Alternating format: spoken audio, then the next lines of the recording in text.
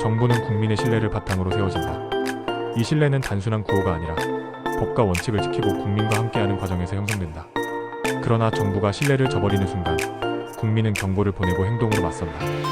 역사는 이를 증명했다. 국민과의 약속을 어긴 정부는 심판을 피할 수 없었고 결국 국민의 손에 의해 변화가 이루어졌다. 프리드리히 하예크는 법의 지배의 중요성을 강조했다. 그는 정부가 여론에 흔들려서는 안 되며 오직 법과 원칙을 기반으로 공정하게 운영되어야 한다고 주장했다.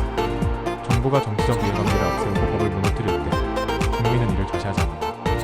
법과 원칙을 준수하는 것은 정부가 존재할 수 있는 최소한의 조건이며 이를 어길 경우 국민은 강력한 반발로 대응할 것이다. 정부여, 신뢰를 회복하라. 정부는 더 이상 국민의 목소리를 외면할 수 없다. 국민이 깨어있는 한 정부는 독주할 수 없으며 국민이 신뢰를 거두는 순간 정부의 권위는 흔들릴 수밖에 없다. 정부가 국민과의 약속을 지키지 않는다면 국민은 침묵하지 않고 행동할 것이다. 그렇기에 정부는 반드시 원칙을 지켜야 한다. 우선, 정부는 정책 결정 과정의 모든 정보를 투명하게 공개해야 한다. 국민은 정책이 어떤 이유로 수립되었으며 어떠한 근거에 따라 실행되는지 명확히 이해할 권리가 있다. 정책 결정의 과정과 방향이 명확히 설명될 때 국민의 신뢰는 비로소 형성된다. 또한 법과 원칙을 철저히 준수해야 한다. 정부는 정치적 이해관계를 우선하는 것이 아니라 공정한 법치에 기반한 국가 운영을 실현해야 한다. 특정 집단의 일에 흔들리는 것이 아니라 법과 원칙을 중심에 두고 운영될 때 정부는 국민의 신뢰를 얻을 수 있다.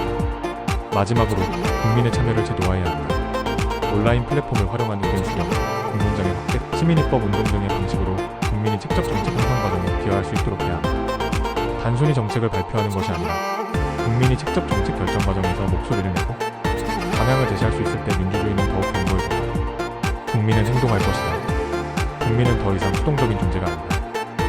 정부가 신뢰를 지키지 않는다면 국민은 행동할 것이며 그 행동은 단순한 비판이 아니라 변화를 향한 실질적인 움직임이 될 것이다. 국민과 함께 움직이는 정부만이 지속 가능하다. 신뢰받는 정부는 국민의 목소리를 듣고 법과 원칙을 지키며 변화하는 시대에 발맞춰 나아가야 한다. 정부는 이제 선택해야 한다. 국민의 신뢰를 얻을 것인가? 아니면 잃을 것인가?